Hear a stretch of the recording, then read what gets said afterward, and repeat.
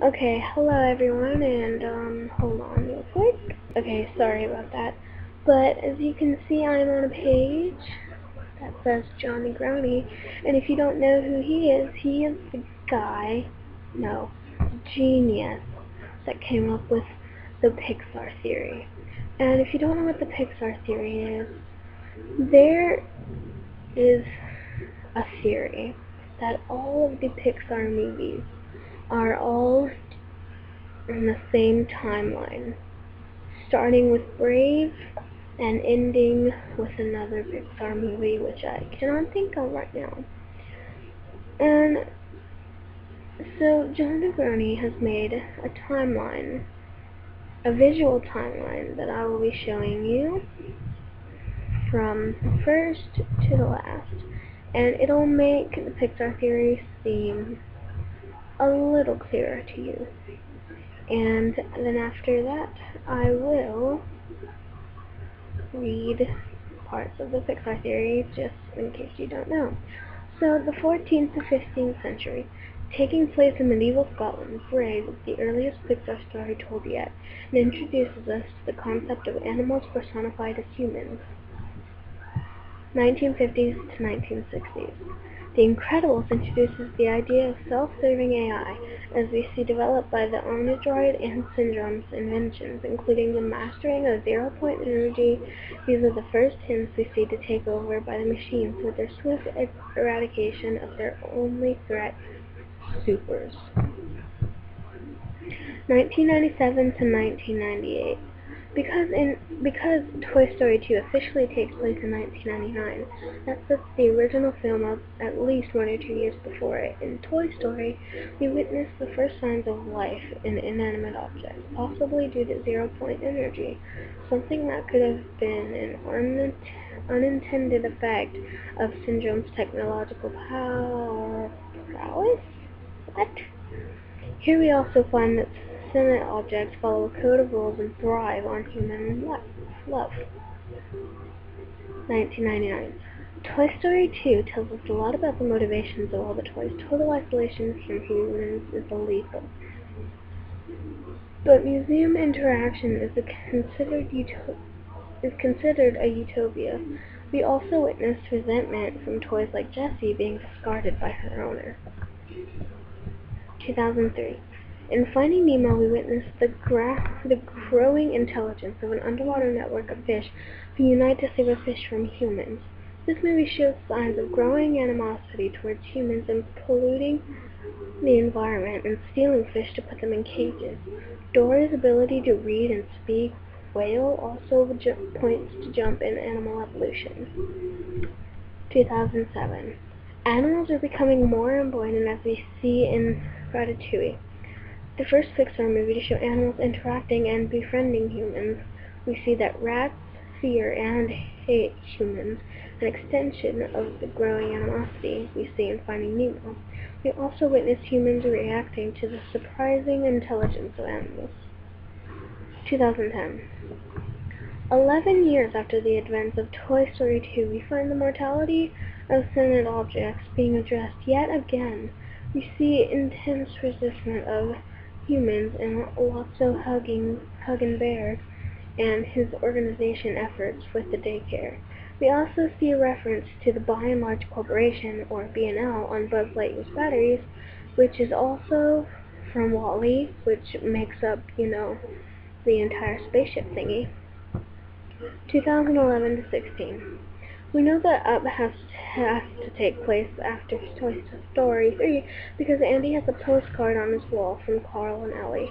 This means the movie took place before Ellie died, meaning Up had to take place sometime after. Also, Up is the tipping point of animal evolution, and bitterness with humans. Charles Muntz creates translator collars in order to train an army of dogs more effectively. This experimentation with animals is the tipping point between animals and humans. Also, Carl's house is in jeopardy because a corporation is expanding the city. The corporation is B&L, the corporation controlled by machines.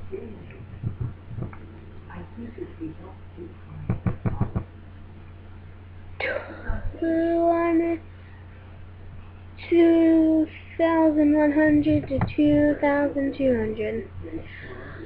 After the events of Up, B&L proceeds to take over the world, as credited by the commercial we see later on in WALL-E.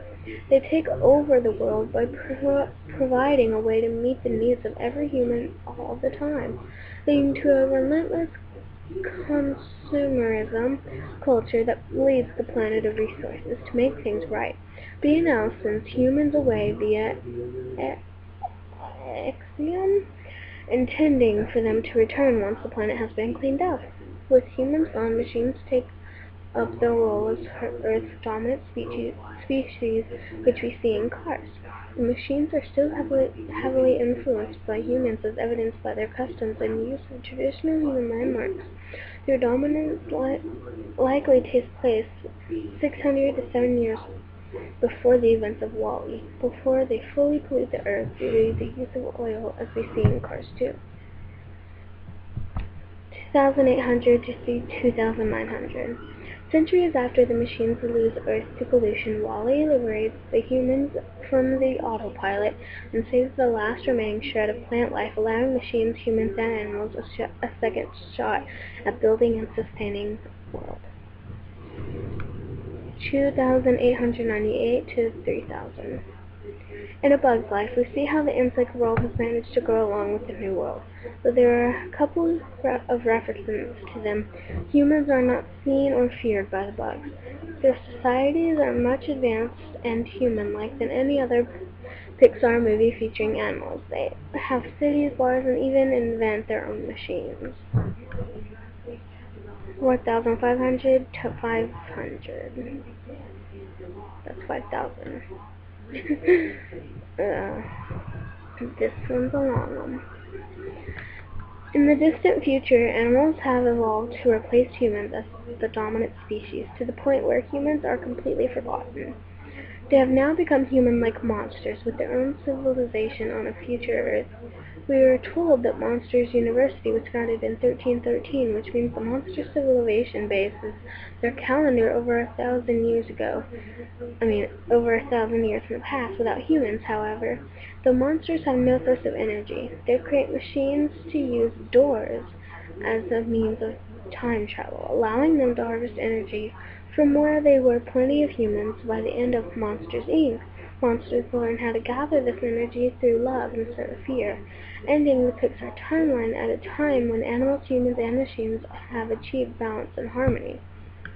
After visiting the monster world, however, Boo becomes aware of animals, like Sully, that are smart. To find her friend, she discovers how to use the doors in her part of the timeline, which is probably in the late 2000s, to travel back to 1,000.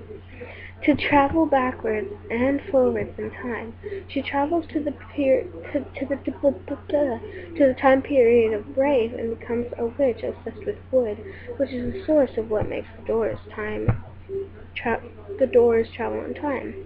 She turns people into bears using the magic of the will-o-wisp and contains a picture of Sully in her workshop. And that's the Pixar theory. This is obviously the short version. The full theory is even more detailed. Explanations and comments is available via johnrooney.com. So consult that if you have any questions, objections, or something to add that you think is great. So thanks for listening.